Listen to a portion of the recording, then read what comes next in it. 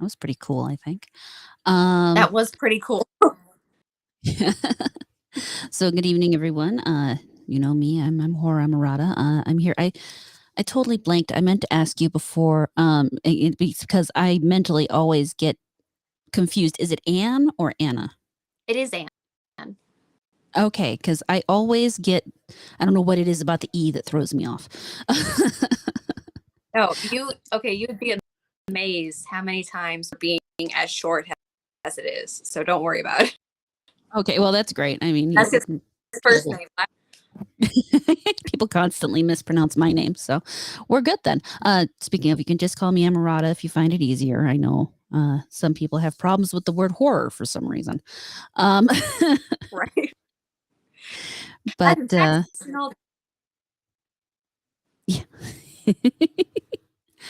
So I'm here with Anne Pinkava, and she is the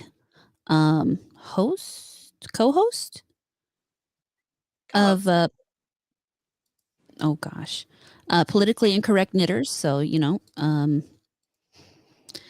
all sorts of crafting and fun things. And I did not boomer anything sleazy. You can just go wander off.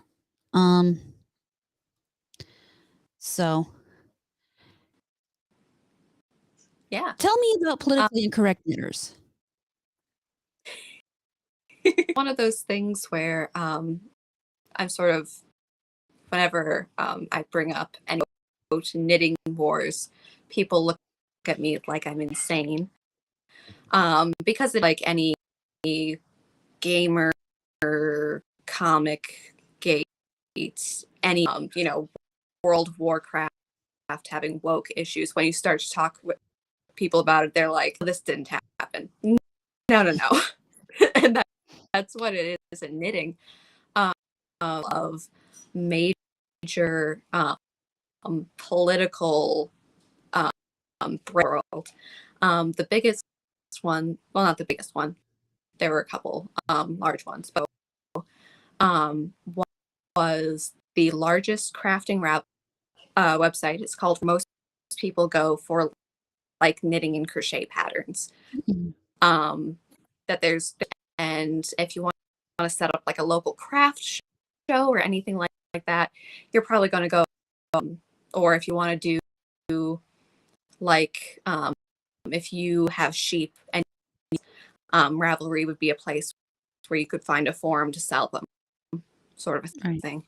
The owners are very, very liberal, and they said this another political issue that they had 10 years before. 2019, they had a main opening splash page thing saying that were de facto white supremacists and therefore would not be allowed on their site. So, which is pretty shocking. I knew before that there are hate Republicans and stuff like that. Like having bizarre, slanderous terms thrown at you is something that in the political, but it's very different when you wake up one morning and they're throwing those terms at you. So there was, so on the website there was this huge mix-up and fight all about that, and they said very nicely that they're like, oh no, so Republicans are fine. That's fine. You can be conservative. You just can't support Trump. A week. If anybody had said anything about it, if people were saying that they didn't like Trump, that they were liberal themselves, that they just disagreed, they were banned and gone. Wow. So, my co-host, she goes by the name Deplorable Knitter. She is sometimes because she had the gall to put out a Trump 2020 hat pattern. Other patterns that she had that were banned from the site were which they considered to be racist, and God is love love with a rainbow. Oh my god. So, and then there's been other knitting war fights before. There was a gal who out going to India. Mhm. Her, and I'm trying to remember what her name was. Anyways, but she had been offered this trip to India, and this is something I never dreamed could come true. That I'd actually get to go. I dreamed about this, offered a ticket to Mars, which was Oh. considered racist and other thing else. Like, this woman's so excited to go, and she's being defamed for it. And lady, Mm. Maria Tuscan, simply said that Instagram's getting chimed to back away, and she was attacked. And Oh wow. yeah, so, and it's interesting. Nathan Taylor, whose name was Sockmatician, he was writing knitting patterns. He is very, very clever with knitting. And yeah, he wrote, he started the Diverse Knitty, and he wrote this little cutesy poem about how we should all just get along and not attack each other. The attacks against him were so bad, he nearly killed himself. And there Oh shit. were people going around Instagram saying, oh, well, he's faking it or deserves it. Mm. Yeah, so the knitting wars are not nice. It's mostly the sort of, you know, knitting and crocheting, a female-led industry. So Mhm. it's female-led way. Kind of that some of it is, I mean, all camps generally the same sort of thing, Mhm. but in the crafting world, it's mostly focused businesses, like, you know, like one or two people businesses. So it's destroying, but it's also a direct monetary. So Yeah. it behaves differently from other cancel stuff. Anyways, so knitting news, we have knitting podcasts. We do regular news and have been canceled. And yeah, generally have a good time. That was a little longer of an intro than I meant. Well, I mean, we are kind of in the nerd space, and the nerd space doesn't too often think about the crafting space, which Right. you wouldn't. I mean, I do crochet. I've never really gotten involved in any like groups or conversations with too many other people myself. But I've never really thought about the fact that other people would be upset about other people's point of view while, just playing with yarn. It is in every single aspect of life. And I mean, like I said, with gaming, but I mean, there's people who love football. Why does the NFL need to be political? Um, it shouldn't be. So, you know, it's one of those things. Yeah, Um, no, it's yeah, but so there is a lot of that there is a lot of overlap. At least I think from mhm, the world. Um, Maybe just because, you know, I'm a nerd myself. One of my first knitting projects that I actually had to sit down and learn a pattern for was a pair of Tyler Doomsday knit warmers from Doctor Who, ooh, and fun.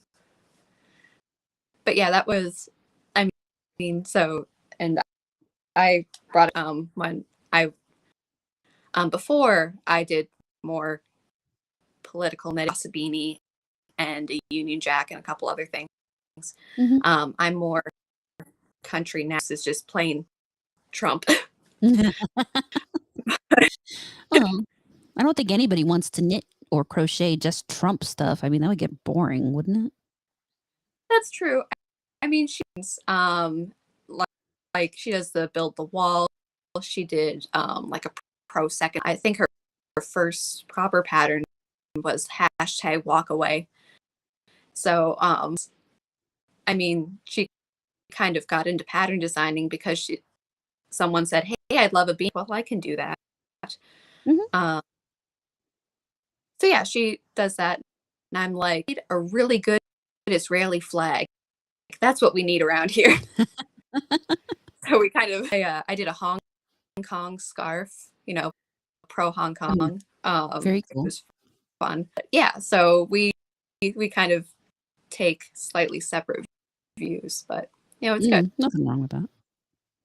Yep. Yeah, no, I mean, something they'd seen other groups seem to miss out is that it's good to have a diversity of thought with you, just because for one, it gives you more interesting patterns at the very least. Mhm. Um, just because one person crochets a Trump 2020 hat or 2024 hat or whatever doesn't mean they can't then teach you how to crochet a Biden 2024 hat. I guess if you really want one of those, I don't know why you would. Right. Um, Well, there was a gal.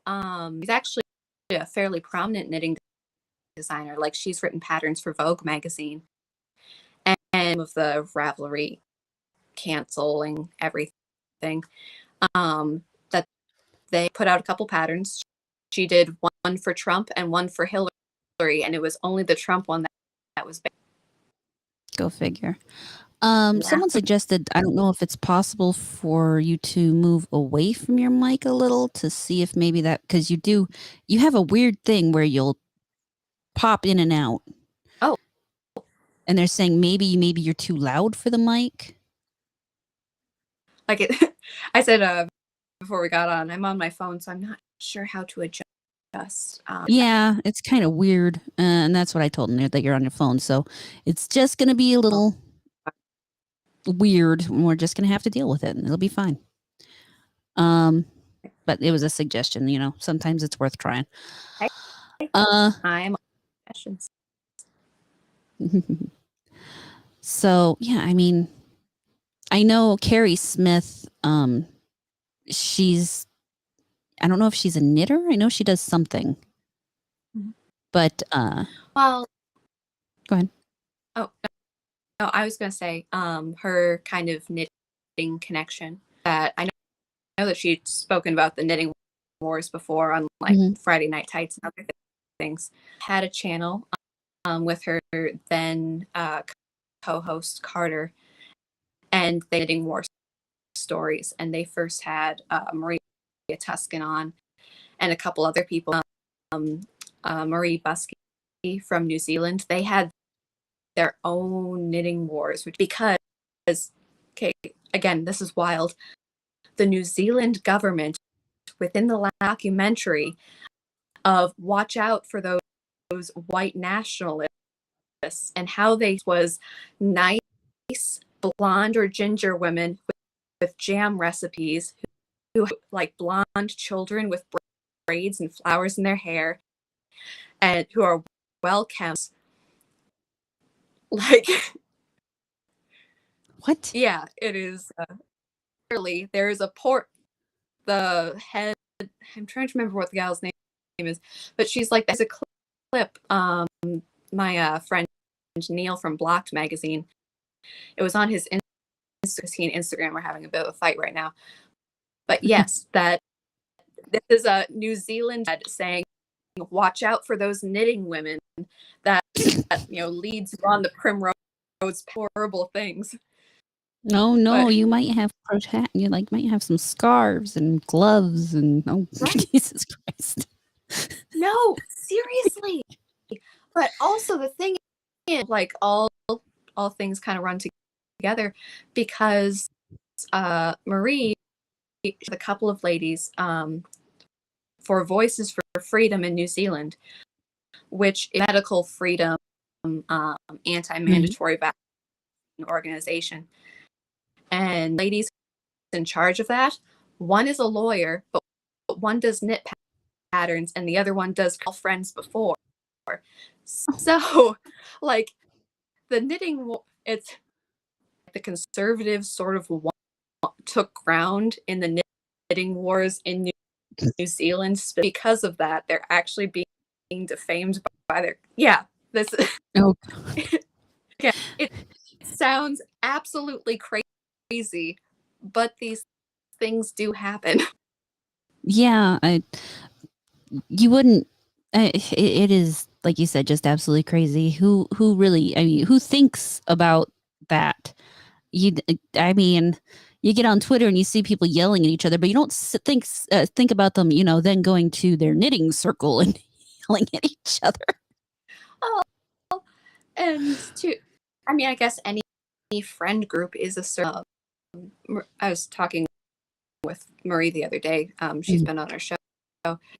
Actually own, or I don't know if owns, is part of a company that mills and yarn in Skeins. But she was sitting there at work, and she's like, "Oh, there's like 5 women here, and we're all unvaccinated.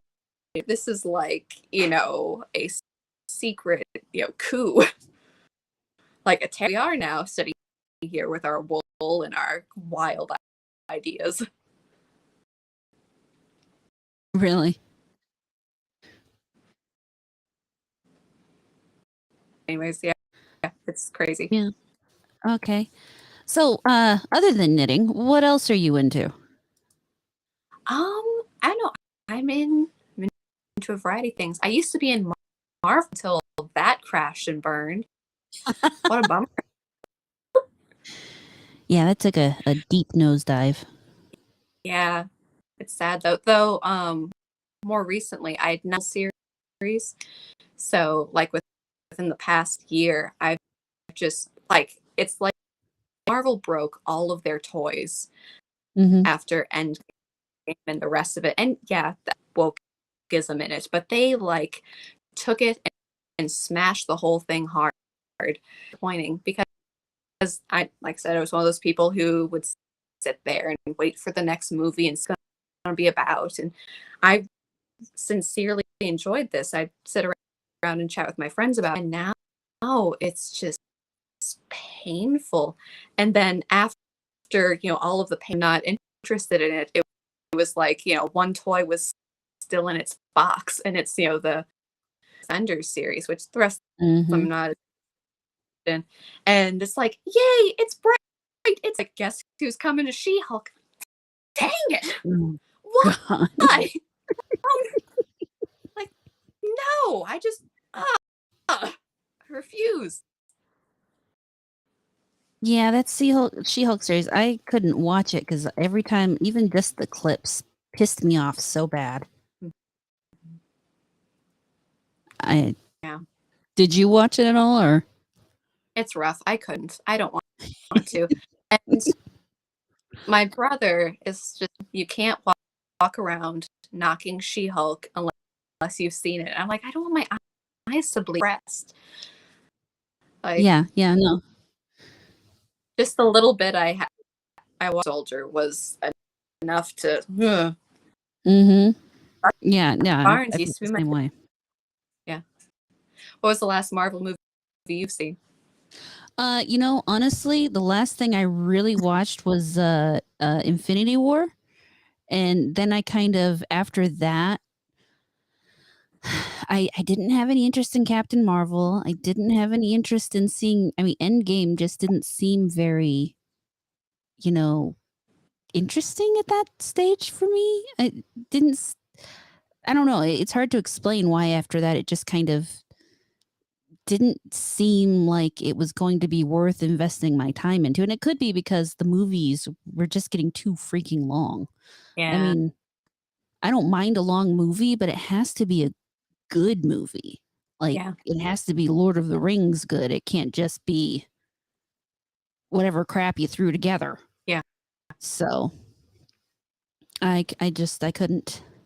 I mean, I kind of watched Captain Marvel and a little bit of Endgame when my cousin and mother watched it once, and that's about it. I haven't watched anything really since.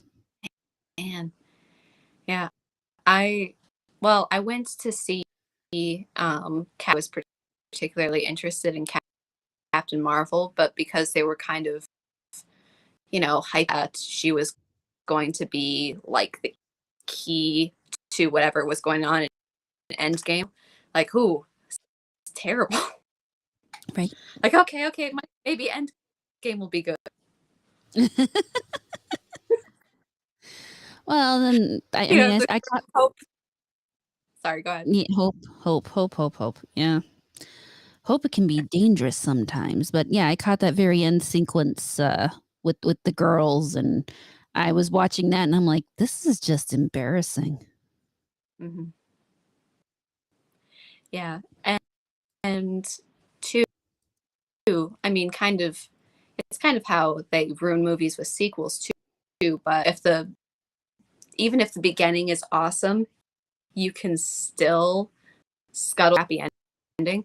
So it's like, Hmm. okay, so you have the Marvel universe, and the Marvel universe was always building. What's the next thing? And then you're like, oh, but it's all going to tie it together with the big bow. And no, it's just not. It's Mm-mm. so unfortunate.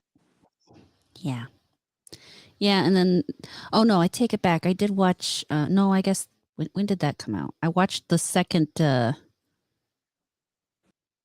Guardians of the Universe movie, Oh, okay. but I think That, that came out before.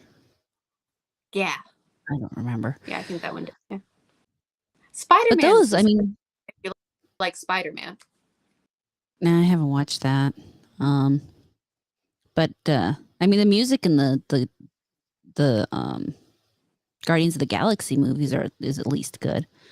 And that one scene Right. with Rocket and the timing on that song was hilarious. So, Right. but I am not a comic book person, so I don't really know how they compare to the comic books. My boyfriend is the comic book person, so you watch them with him. It's like watching Lord of the Rings with me, and you get a breakdown on everything they did wrong. No, I'm not much of a comic book. I've read a couple, but it's always been one of those things where it's too big of a universe. Hmm. After after really enjoying the Daredevil show, I'm like, yeah, I'm going to read the Daredevil with issue 1, and I love them so much that this is issue 1, and from what I understand about issue 200 is where this is some deep, gritty, life is rough, and we contemplate the moral, and we like. Hmm. I love all of that, but in like issue 12, and I love pirates for no reason. It's so stupid, and I'm like, I'm just having a good time. Like, um, anyways, it's two very different, but all of that Yeah. to say, I don't read a lot of comic books, but I'll watch Ed. Like, I love that, but. And so, you, movies, comics. What else do you think you feel is what other interests do you have in the nerdy world? Let's put it that way. Well, read a lot of joy, like classic novels, like Jane Hmm. Austen, Dickens. Yeah. Yeah, well, I don't know how we're on the nerd spectrum. Well, I would call that more of a highbrow nerd, but there's nothing wrong with that. I mean, there's room for everybody, quite literally. I haven't read. I can't say I've read a lot of Jane Austen, but I have read. Um, oh God, now I can't remember his name. Call of the Wild. Jack something, or is that the guy in the book? Oh, um, Shit. Jack London. Yes, him. Yeah. But yeah, I mean, that also wild. Shame, but I no, that's I don't know. I enjoy that. I enjoy like Tolkien and Lewis and those Hmm. sorts of things. A couple of years ago, I went into this bizarre nosedive mid-century Japanese literature. Oh. After what called Bungo Stray Dogs, Hmm. which it's fun. It's a story that you have all of these and all loosely based on classical authors, Mhm. and they have superpowers from yeah. So it's like I said, it's fun. But it's one of those things that this will introduce me to all sorts of people I've never heard of, because if they're important enough to make their books must be worth reading, which is only true. Yeah, that can be a mixed bag because you're getting who they think are important enough for you to hear it from, as opposed to Right. not quite an objective lens there, but still, I mean, just because you read something and didn't like it doesn't mean it wasn't worth the exposure. You at least know that you didn't like it then. Right. The things like for example, okay, so I don't know anything. I am I am a clean slate. I don't know. I mean, I've seen a couple anime walk into here, and they say, okay, sure, these are the authors that were featured in this out. That if you are a Japanese school girl, they will assign this poetry author your class. I'm like, okay, cool. So I can sit down and sort of like get an idea, I guess, of Mhm. Japanese culture that way. Of like, okay, so if important works for the Japanese school kids to know to become a part of their culture, that at least gives me a little bit of an insight that I thought was interesting. That is definitely an interesting way to learn. So it seems to me that you're more of a classics type person then. Well, I mean, besides 42 Spider-Man movies, classics in a loose sense. I'm the if I have to sort of spur me on to read a couple of poems, then I guess I'll take the anime. It's I don't know if you've heard of like Inspector Morse or Inspector Lewis. They sound familiar, but not off the top of my head. Right. Well, it's a mystery and a murder mystery set in Oxford. That it was two different, the same kind of show, but it would always it'd be like, no, he's having an affair, but he really killed him because he was jealous over his math thesis. Oh, Oh and god. yeah, and to answer the clue, you have to know something about edifice. But that's all it was, and it's great because they'll give you a poem or they'll give you a classical reference, and like, oh well, okay, that was a murder mystery, or I liked that poem, maybe I'll read, but it's not, I don't know, it's not serious. I mean, it's sort of how it actually is highbrow. Like you feel Mhm. clever reference beforehand. Yeah. But Well, I mean, just it's funny how people don't look necessarily at that kind of um media as being nerd, but it is. yeah, People think of, of course, the comic books and the comic movies and the anime and video games, but there's just as much passion. And I mean, now you have Tolkien involved in it, but there's just as much passion in Austen and well, I actually really love Edgar Allan Poe, who's my favorite writer. Um, Not that that would be a surprise to anybody, I don't think. Uh, so but yeah, so then do you play any video games at all? a little bit. My brother was always um that he like it would often when we were in high school video game on his computer, I'd get to choose the movie because Mhm. he's doing whatever. Of like watch him, like he would play Ocarina of Time or Oh. Elder Scroll. But I don't know. I mostly play.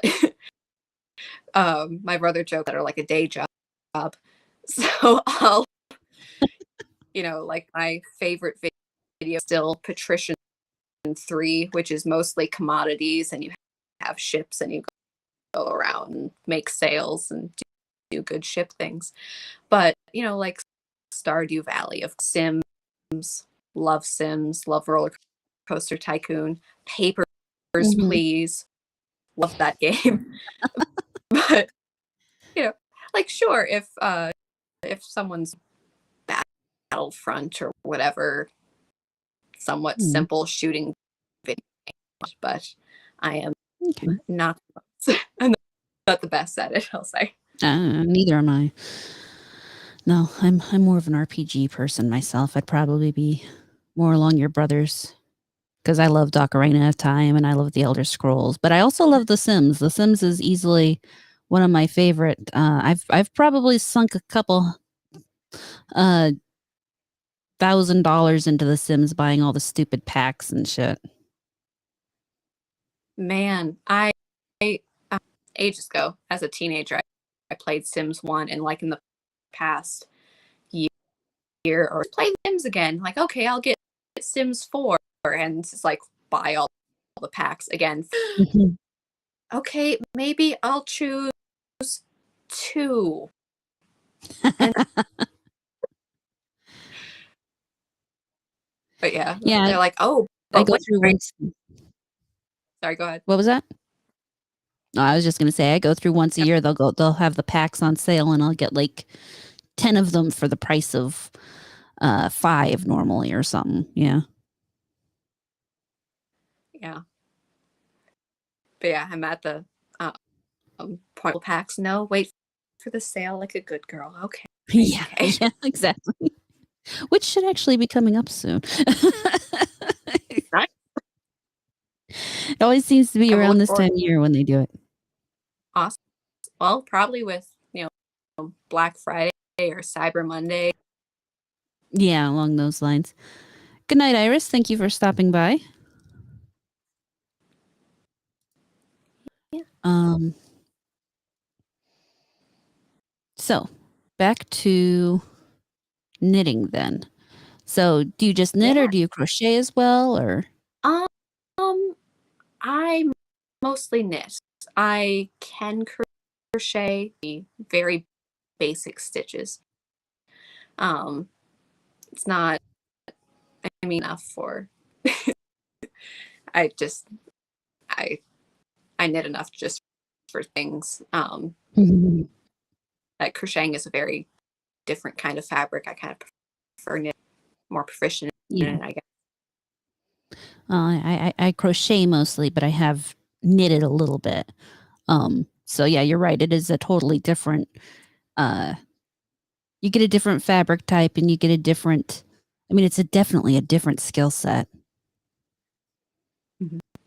Yeah, it's You interesting, actually have to count more, I think, to do the knitting than you do the crocheting. right? It, it's easier to fudge stitches if you have to. I learned how to fudge stitches and crochet pretty well, but or to add one if I realize I'm like 3 or to add some if I realize I'm like 10 rows up and I don't want to unravel those rows to go back and fix the rows beneath. And then you just add a Yeah, few extra stitches and hope no one notices. like it'll be fine. It'll be good. What do you mean it's a little narrow there? You're no, you're blind. It's fine. I don't know what you're talking about. Just stretch. And yeah, I forth on that with a lot of my projects. Like if I'm writing a pattern and I'll torture myself over it, and I'll make sure that like the stitches are perfect, especially if I'm Mhm. doing a color work pattern where there's like a logo or something. I'm like, no, I want this really perfect. But if I'm like making a sweater and I realize halfway through that there's a spot, it's probably okay though. Like we'll notice. you know, it'll be good. Yeah. Uh, I know. Have you ever talked to the Geeky Crochet on Twitter? I follow her. I haven't interacted with her though. Oh, she is a sweet, sweet girl, and those dolls and stuff she makes are just amazing. I that is one thing I can't quite do because of the counting the rounds Oh yeah. that you have to do to make those, and I always lose count. Even if I use the stitch markers, I'm always losing count. Oh man. One of the nice things about knitting too is that you get that you get more like your working stitches are still on your needle, so that way. Mhm. I think so. No, it makes Then sense. No, that definitely makes sense, actually. yeah, I'm kind of painful when it comes to gauge swatches. They're like, "Oh, make a swatch first to make sure that it's the right size." And I'm like, "Okay, and it's this." And my like, I don't know if I just suck at measuring. I don't feel wrong. I did the thing to make sure I did good math, and it was wrong still. Yeah. No, I gave up on swatching a long time ago because my stitches tend to be really tight. So I've gotten to the point that I just automatically use a bigger hook when I'm crocheting. But yeah, I Yeah. mean, I'm still surprised. I don't know what it is about this idea that there's so much drama out there in crafting. Because for me, it's always been a relaxing thing that I do. And Mhm. you know, I've been on Ravelry a couple times, and I think in the past I've bought a couple patterns from there. I obviously Sure. missed the point where they were being very obvious about the politics on the website, and I never tried to Yeah. post a pattern myself. Um, I don't think I have the patience to sit down and actually create a pattern. That takes a lot of devotion. Heck, half the time I'm not even very good at following a pattern. So, You know, I I'm working on a pattern right for I call it my Stardust shawl, based on the one movie. But I'm like, mhm. yeah, I know about this pattern. It's gonna be great. And I have to get testers. No one want to test this pattern for me. Okay, thank you guys. It's really nice of you. And then immediately it's like, oh, sorry. Like, Mhm. and you take over here. I'm like, oh man, like this is why I did this, and I will take the criticism because I absolutely need credit of it. But also Mhm. when they're like, yeah, this doesn't make any sense at all. I'm like, okay, I'll fix it. All right. Yeah. No, I've definitely read a couple patterns that I wondered if they had a tester because I'm partway through and I'm reading this and I'm like, "You want me to do what?" And I was supposed but to do that, I was supposed to do that before, but you didn't tell me to do the other thing. So how am I supposed to do this now? Right. Yeah. And in It's like, writing this, "Go ahead." oh, I was just gonna say, in writing this pattern, I know that there's some chart how often that they have charts in crochet, how often they have charts in knitting. Mhm. Um, some people really like charts and some directions. So um, when I look at a pattern, from the written instructions, I'll go right to the charts, like without thinking. I'd much rather see it than and a lot of people, like it the other way. So for this pattern, I'm like, oh, okay, no, I will written instructions out for my charts. I won't assume anyone knows. And as I'm writing this, I'm like, helpful or is this slightly condescending? I don't. How much hands? I'm not sure. You know, as many But times as I've had to go back and look up again how to do this, do like a stitch or something like a shell stitch or something, just because I haven't done it in so long. And so I need to remember how I do that specific yep, shell stitch. And I don't think it hurts that the first time you do it, you re explain how to, the steps for it or something like that, just because you never know. You could be first dealing with a complete novice who's never done it before and might need the walkthrough, or you could be dealing with someone who's been doing it for years, and then they just don't have to go back through and dig it up to remember what they're supposed to be doing. Right. And if they've been doing it or skip the repeated instructions anyways, like, yeah, yeah, got it, bye. Yeah, Right. I already know how to do this. I'll go to the third sentence over, and okay, now we're back on track. Yeah, Something yeah, I've also done before to mhm. my own ruination. I not know what I was doing. It was total hubris on my part. Oh God, yeah, yeah. You got to be careful. It is one of those very exacting things, especially when you're trying to do, like you said, a color blocked pattern or something. And I I just realize now at my age that I don't have the patience. I don't, because I as is I can, I mean, I can make a scarf. I've even made a couple socks before. But On. I just don't have the patience to go through and then, on this row, you make this one stitch, this new color. I no.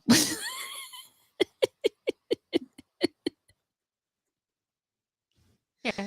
Well, I find here, so I grabbed not that it's super important, but anyways, so the kind of knitting that I really like to do is sort of weird intarsia where you stick a logo on the side of it.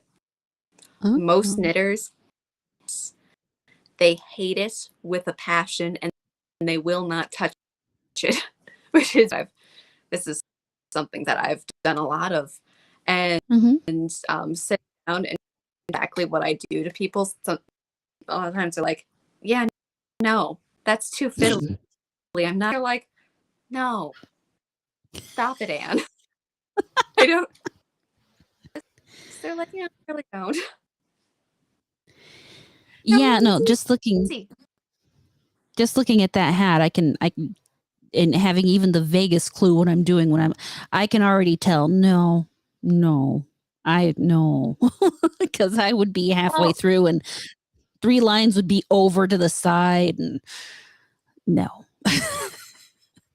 well, the I know sort of the good thing about a hat where you have just like a side logo like this. Most of it's plain, so if it's Mhm. painful, only painful briefly. Yeah, So until it's you figured out you screwed it it's up. stuck. Yeah, it's more painful, but what can you do? Unravel about 3 hours of work and do it again. Yeah. I did that when I made, scarves this last year for my family for Christmas. I made, like, 9 Oh, scarves for everybody, and, I got, like, halfway done with this scarf, and I'm looking at it, and I realized that somewhere along the way, I'd been dropping a stitch all the way up the scarf, and I'm like, "Oh, fuck." And yeah. I swear I was over halfway done with it. That was an entire day of work that I had to unravel and start literally all over again. Oh, that sucks, man. I hate it Yeah, when stuff no. like that. It was painful. Now, so are you like most crafters and you have a ton of yarn? To a certain in a weird state right now that most storage and looking for a new place. So I grabbed a bunch of my yarn out of my storage container. I'm like, yay, I have so many colors to play. So I don't quite I forget what the term is, stash beyond. I'm not as bad as that, but I do um a lot of yarn, a lot of colors, a lot of options of things to make. Mhm. Yeah, yeah. Uh, Me and my mother both crochet, and we both lived together. So that's 2 crocheters worth of yarn. Plus, when my great aunt died, we inherited all the yarn she hadn't used yet. Oh, wow. Yeah, there's a lot of yarn. Mhm. A lot Yeah. of yarn. It's good though. I don't know. There Well, was this one. mhm. Go ahead.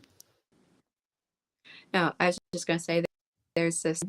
It was advertised locally that this one lady had passed away, but in store, and her husband was trying to sell all of her she's in tubs of yarn stash, and she had 5 spinning wheels, and they spinning wheels like they weren't just some little cheap put together. I'm like, I know how much, and that's a bargain, sort of a deal.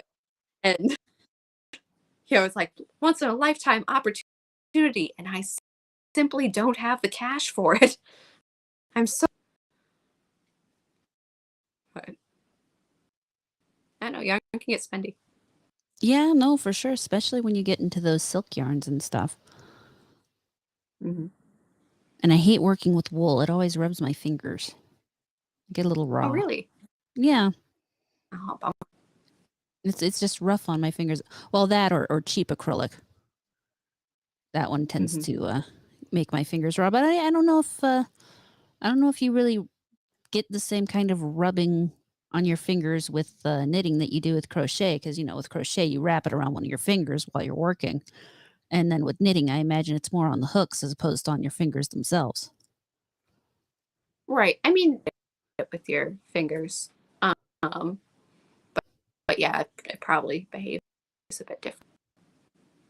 But That would actually probably save me some pain. Maybe I'll try to knit some more. I don't know. maybe. I figure that I'm pretty full tunnel goes anyways. So Hmm. And there's so you said no you saving me. so you said in our messages that you read the book Stardust Oh, after watching oh the yeah. movie.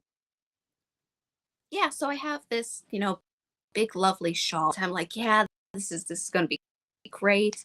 I saw the movie. The movie is so like and it was something, like I said, I watched this with my family members, brother, who I said is a big gamer, but also loves D&D.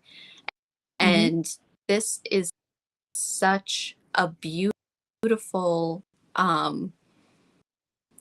that the story, while you're watching the movie, so they introduce all of these.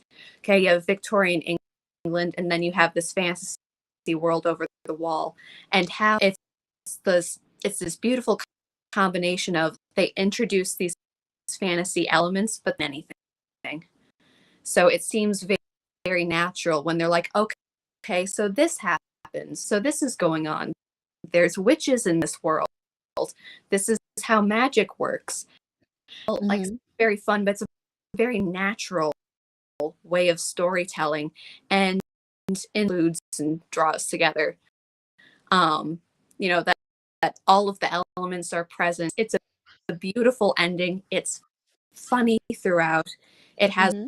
one of the best like in a movie. It's just actually delightful. Cross dressing Robert De Niro as a pirate. Right. Fantastic. Like I said, it's a great, great movie. So I'm like, yeah, and I'm making the shawl based on it. It'll be great. The book was physically painful. Like, Really? kudos. It shocked me. And I hadn't read a lot of Neil Gaiman before, but I'm like, he's popular things. I'm sure it will be Hmm. fine. I know his name. I mean, it was one of those stories needlessly crude. I felt like not not to say that a book, bad language, or it's not great if next scene in a book or whatever. But I'm reading this, I'm like, this doesn't feel natural, kind of shoved in here, and people are Mhm. just crude for no reason instead of that being into a thing. And you have all of these characters. I'm like, oh, okay, new characters. This like, okay, so I'm gonna, learn some cool subplot that wasn't in the movie, and like this. And okay, what happens with the character? Oh, nothing. What? Like, it's like story elements, and like, oh, so that's gonna pan out. No. Like, what? The ending from the book is entirely different from the ending in the movie, which is Mhm. great because the big plot device with these evil witches, which in the movie is Michelle. In the book, they're like, oh, I guess the evil witches aren't a problem anymore. Like, Really? there's at the end of the story, you don't know why your main couple got together. All of these, again, weird magical elements that don't make sense. Even like fairy tale promise and payoff. Okay, the promise is you'll get your heart's. That's not a heart's desire thing. That's Mm-mm. like a two-bit. What wrote this? Oh, it's Neil Gaiman. This was then. Yeah, so I took all of these elements and wove them into something that made sense. And the final started the book with John Donne's songs. It's the Go and Catch a Falling Star, Mhm. One's Castle, which I loved Howl's Moving Castle, and I love that poem. It's like poem. I'm like, no, it's not. You just slap some. This is.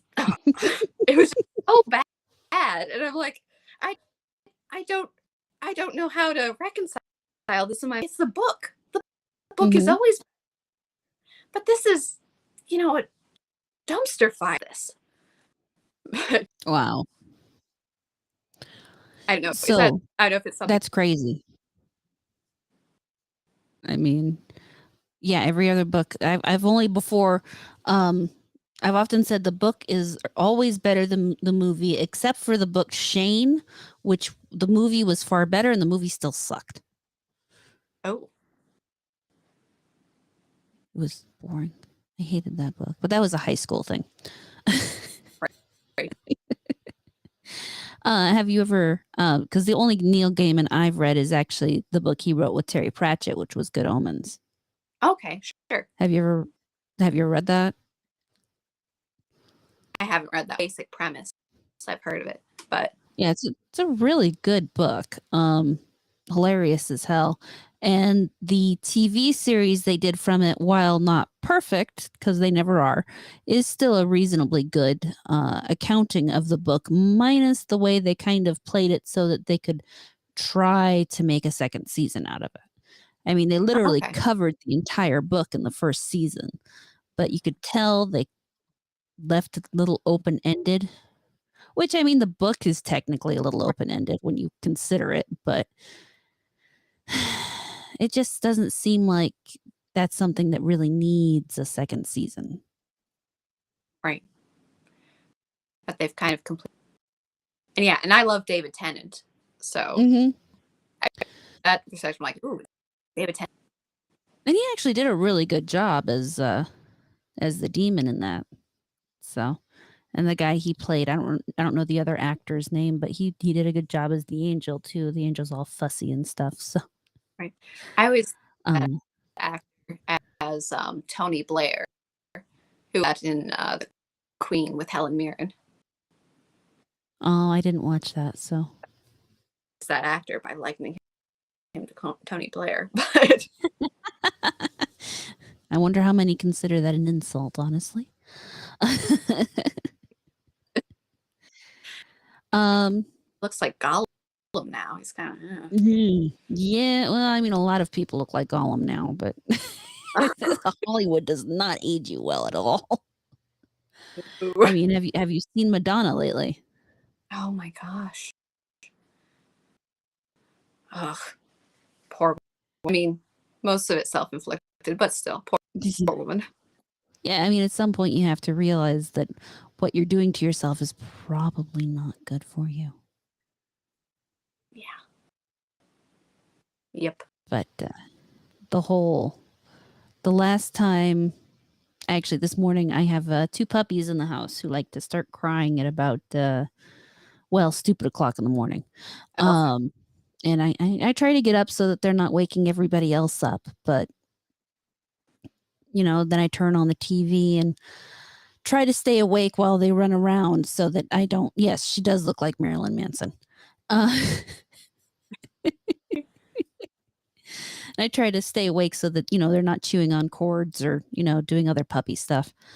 But yep. I have a tendency to half fall asleep while doing it anyway. Because I'm not a morning person.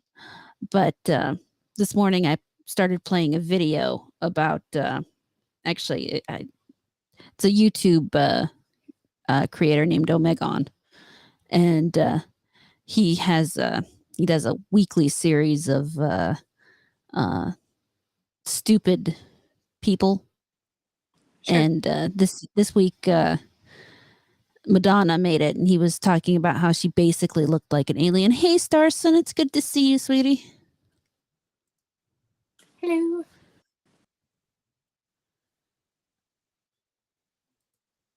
But yeah, I mean, it's crazy the way some people in this world have definitely not aged well, I guess is a good way to pronounce it. But Omegon's really good. He's quite entertaining. He's British, so he's definitely kind of interesting. And he also uses a Cthulhu based avatar. So maybe that's why I like him. I don't know. Yeah, like tight. Yeah. We're basically related at this stage. What can I say? Yeah, Madonna does look plastic. She looks like somebody.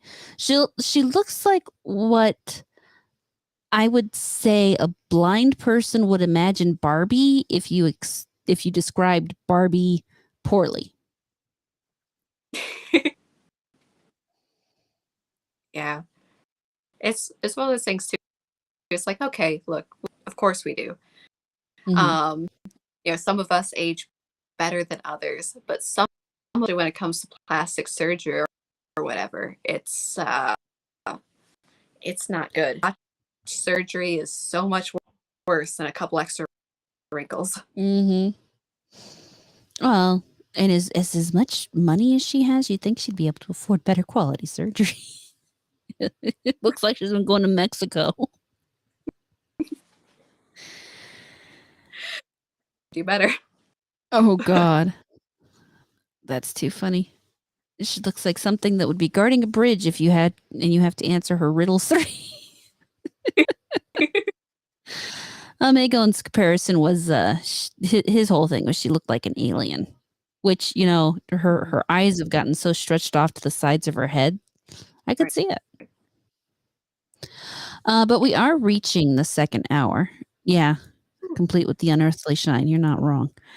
So we're gonna go ahead and head over to. I really need to get some kind of transition piece for this part.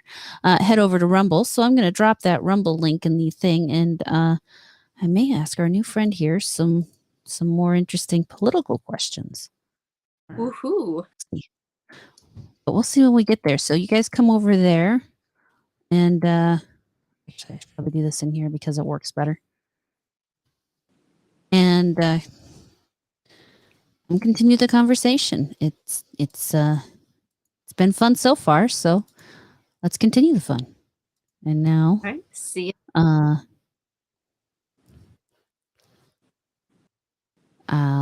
oh, you know what? Before we do that, for those of us who don't follow, why don't you tell everybody where they can find you, and what they can expect when they see you. Yeah, definitely. Like I said, YouTube channel called Politically Incorrect Knitters for all of your knitting. Said we also have a regular kind of knitting podcast, and we also cover international. We recorded this Saturday's episode this morning, and it was all elections, a little bit about Iran and the COP 20 and international stuff like that. We cover all of that. Interview interesting people. Have a lot called Live from the Knitting Wars. So that's going to happen this next Tuesday. But yeah, so like I said, YouTube, Rumble. I am on Instagram and as Anne Pinkava, Pinkava. And yeah, you can follow me, Deplorable Knitter, and she's also on Instagram and the rest of it if you want even more knitting good. Knitting and politics. It's an exciting world out there, my friends. So we'll catch you over on Rumble in just a minute. All right.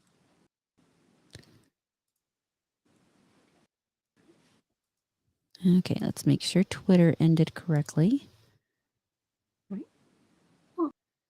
I'm sure it did because I did the thing, so the thing should work. But you know, I never have any guarantees here. Oh wait, no, I told you to turn off. I said turn off and then say